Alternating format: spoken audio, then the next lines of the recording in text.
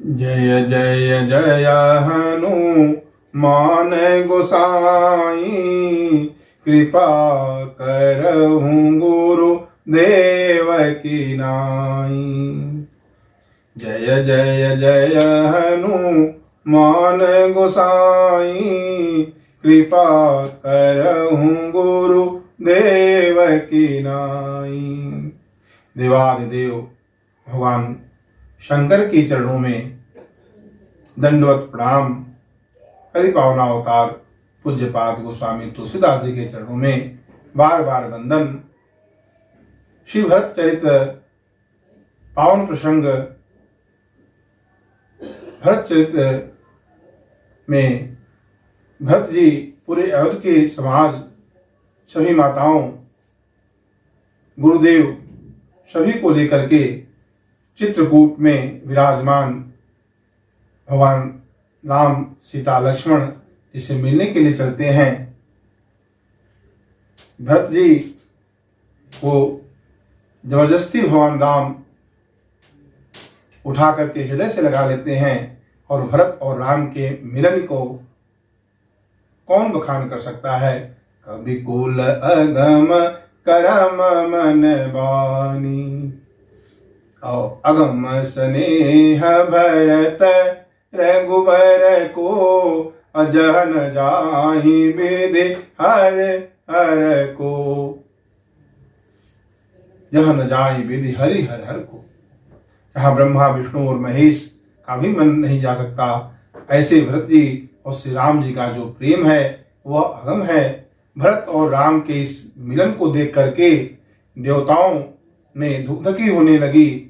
फिर देवताओं के गुरु बृहस्पति जी ने जब समझाया कि भगवान राम धर्म के सेतु के रक्षक हैं, पालन करने वाले हैं, वेद की मर्यादा के रक्षक हैं, गुरु माता पिता के वचन के अनुसार चलने वाले हैं, देवताओं के हित के लिए हैं, राक्षसों का जो समूह है उसका दलन करने वाले हैं, तब देवता लोग प्रसन्न होकर के पुष्प की वर्षा करते हैं।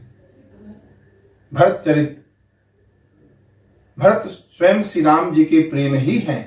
प्रेम अमीय मंदर विरह, भरत पयोधि गंभीर, अमथि प्रगटे सुर साधु हित, कृपा सिंधु रघुवीर। भरत जी प्रेम अमृत है, विरह मंदराचल पर्वत है, और भरत जी गहरे समुद्र हैं। तो इस तरह रघुनाथ जी भरत रूपी गहरे समुद्र को देवताओं के हित के लिए, साधु के हित के लिए विरह रूपी मंदराचल से बचकर प्रेम रूपी अमृत ही प्रकट कर दिए। भरत जी का जो चरित्र है वह सुनने से, गाने से संसार के प्रति जो आसक्ति है वो समाप्त होकर के सीताराम जी के चरणों में प्रेम बढ़ जाता है। और भरत जी आगे बढ़ते हैं, शत्रुघ्न भैया के साथ में भगवान राम मिलते हैं, केवट से मिलते हैं, और भूरि भाई भेटे भरत लक्ष्मण करत प्रणाम। और प्रेम के साथ भरत जी और लक्ष्मण जी आपस में मिलते हैं, चारों भाई आपस में मिलते हैं। सभी लोग मिलकर के वहां पर उपस्थित मुनियों के चरणों की वंदना करते हैं।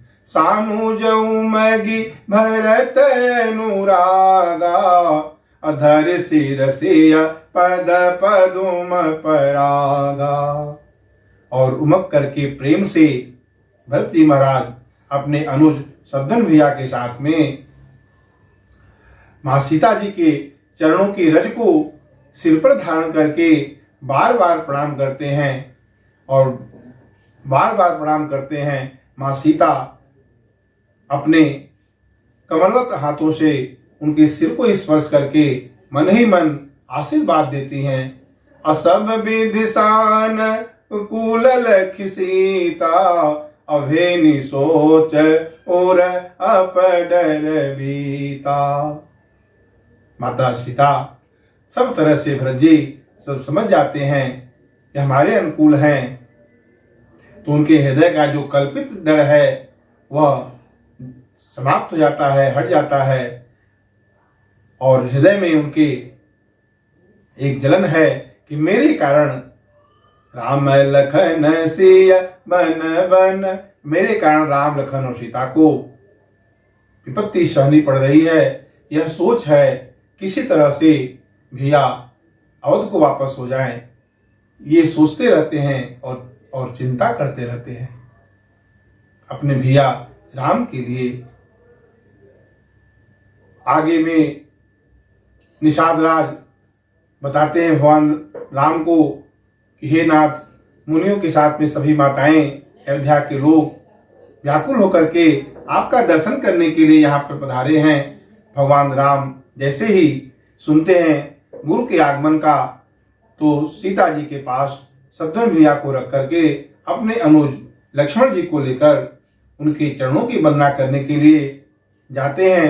दंडवत प्रणाम करते हैं प्रभु श्री राम अपने अनुज के साथ, और यह देख करके गुरुदेव वशिष्ठ दौड़कर आगे बढ़ते हैं और उनको अपने हृदय से लगा लेते हैं। दूर से केवट अपना नाम ले लेकर के दंडवत प्रणाम करता है और केवट को भी गुरुदेव अपने हृदय से लगा करके आशीर्वाद देते हैं। सभी लोग निषाद राज का प्रशंसा करते हैं। आगे बढ़ते हैं। उधर सभी लोगों को लक्ष्मण जी के साथ भगवान राम माता के पास पहुंच करके गुरुदेव को कहते हैं और गुरुदेव के आदेश से सभी लोग आश्रम में पधारते हैं और वहां पर माता सीता सबके चरणों की वंदना करती हैं। गुरु की जो पत्नी हैं, ब्राह्मणों की जो पत्नियां हैं, उन सबके चरणों को माता गंगा और माता पार्वती के समान समझ करके सबका सत्कार करती हैं, सेवा करती हैं, सासुओं से मिलती हैं। सासुओं की स्थिति देख करके उनके मन में दुख होता है और सीता को भी देख करके सभी माताएं दुखी होती हैं। ईश्वर के अधीन इस जगत को मानकर सब आपस में समझते हैं। वहां पर गुरुदेव वशिष्ठ माइक चर्चा जो है कि जगत नित्य नहीं है, माया है, सब ऐसी चर्चा करते हैं। पिता के मरण का कारण भगवान राम जी के प्रति उनका प्रेम बताते हैं और यह सुनकर कि मेरे विरह के कारण हमारे पिताश्री ने प्राण त्याग दिया, भगवान राम दुखी होते हैं। विधि के अनुसार, वेद के अनुसार जो चीजें गुरुदेव वशिष्ठ लाते हैं वह सब संपन्न करते हैं भगवान श्री राम और आगे बढ़ते हैं। वहां पर जो कोल भील हैं, वन के वासी हैं, उनका अद्भुत प्रेम और भरत जी के मंडली के साथ में आए हुए सभी लोगों का सत्कार करते हैं, सम्मान करते हैं और अपने भाग्य की सराहना करते हैं कि मैं तो वन में रहने वाला, किसी प्रकार का कोई पुण्य कर्म नहीं है, ये तो रघुनाथ जी के दर्शन का प्रभाव है कि मुझे भाग्य मिला है आप लोगों का सेवा करने का। वह सुंदर सुंदर दोनों में शहद को रखकर अलग अलग नामों से कह करके उन्हें सम्मान देते हैं खाने के लिए। अयोध्या के वासी जो हैं उसके बदले में जब कीमत देते हैं तो वहां पर उपस्थित सभी कोल भी जो वनवासी हैं वो इनकार कर देते हैं और राम जी की दुहाई देते हैं। और राम जी का प्रेम जैसे मेरे ऊपर है वैसे प्रेम को समझ करके आनंदित होते हैं। सभी भील जो वन के लोग हैं वह सब का सेवा करते हैं और इधर रात में सब लोग विश्राम करते हैं। परंतु वहाँ दो जन हैं, दो भाई हैं जो सोए नहीं हैं। एक हैं भगवान श्री राम के छोटे भाई लखनलाल जी, लक्ष्मण जी हैं और एक तरफ भरत जी हैं। ये दोनों जागृत अवस्था में हैं। भरत जी के नेत्र सजग हैं और इधर भरत जी का जो नेत्र है वह भगवान श्री राम के प्रेम में विह्वल होने के कारण प्रेमाश्रुओं से सजल है, भरा हुआ है। लक्ष्मण जी वीरासन की स्थिति में प्रभु की सेवा में तत्पर रहें, इधर भरत जी अधीर हैं। भरत जी को रात में नींद आती है, न दिन में भूख ही लगता है। सिर्फ उनका जो सच्चा सोच है भगवान राम को कि किस तरह राम का राज्याभिषेक हो, भगवान राम राजा बने, अयोध्या में वापस हो। भूख निसिन भू निसिन दीन निसिन नींद नहीं भूख दिन, विकल भरत कर सोचू। और भरत जी सिर्फ सोच करते हैं, जैसे तल में कीचड़ में जो मछली है वो पानी के लिए तड़पती रहती है, इस तरह से भरत जी निरंतर सोच रहे हैं। कहीं विधि होई राम अभिषेकु, कहीं विधि होई राम अभिषेकु, अमोहि अवकलत उपाउन एकु। किस तरह से भैया राम राज्याभिषेक हो, अयोध्या को वापस चले, उनके हृदय में एक भी उपाय सूझता नहीं है। क्षण भर के लिए सोचते हैं कि यदि गुरुदेव कह दें तो अवश्य ही भैया वापस अवध को चले जाएंगे। और यह सोचते ही उनका मन आनंद से भर जाता है, हृदय और शरीर पुलकित हो जाता है। अवश्य फिर ही गुरु ही कहूं, यदि गुरुदेव कह दें तो वापस चले जाएंगे। लेकिन क्या गुरुदेव कहेंगे? गुरुदेव तो राम की रुचि के अनुसार ही कहेंगे।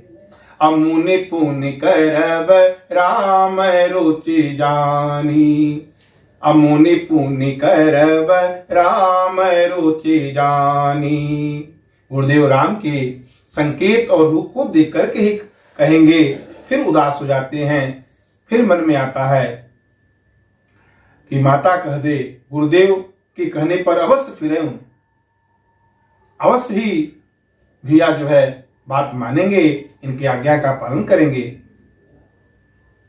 लेकिन गुरुदेव तो वही कहेंगे जो भैया का जो रुख है, संकेत है। अमा तू कहूं बहुरे रघुराऊ, मातु कहूं बहुरे घोराऊ। और माता यदि कह दें तो वापस जाएंगे, लेकिन माता क्या उन्हें वापस जाने के लिए कहेंगी? माँ के स्वभाव को राम जननी हठ करहि कि काऊ, राम जननी हठ करबे कि काऊ। इस तरह से तमाम तरह से सोचते हैं, लेकिन कोई भी युक्ति, कोई भी जुगाड़ जो है, कोई भी उपाय उनका सफल नहीं होता है भरत जी का। भरत जी के हृदय में चिंता है, जलन है। अमोहि अनुचर कर केतिक बाता, अतः महु विस्मय वाम विधाता। और मैं तो सेवक हूं, मेरे कहने में क्या, और मेरा समय भी वैसे विपरीत चल रहा है। इस तरह से सोचते हैं। जब हठ कर हूं त निपट निरंको, यदि निपट, जब हठ कर हूं त निपट कुकर मुंह, आहार गिरते गुरु सेवक धर मुंह। यदि हम हट करते हैं तो यह अच्छा नहीं है।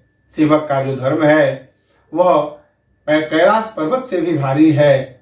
सेवक का काम है स्वामी के अनुसार चलने का, जैसे छाया शरीर के अनुसार चलती है। इस तरह से बहुत तरह से सोचते हैं, पर कुछ भी जुगाड़ नहीं ठहरता उनके मन में। एक जो गति न मन ठहरानी, असोचत भरत ही रैनु बिहानी।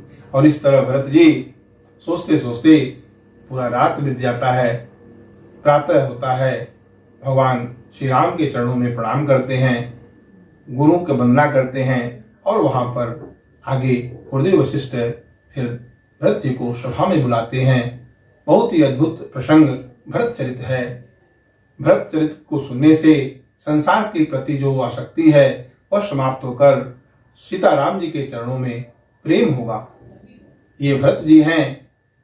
बोली प्रेम से भरत जी महाराज की जय। जय हो राजा राम, तेरी आरती उतारूं, आरती उतारूं, तन मन वारूं।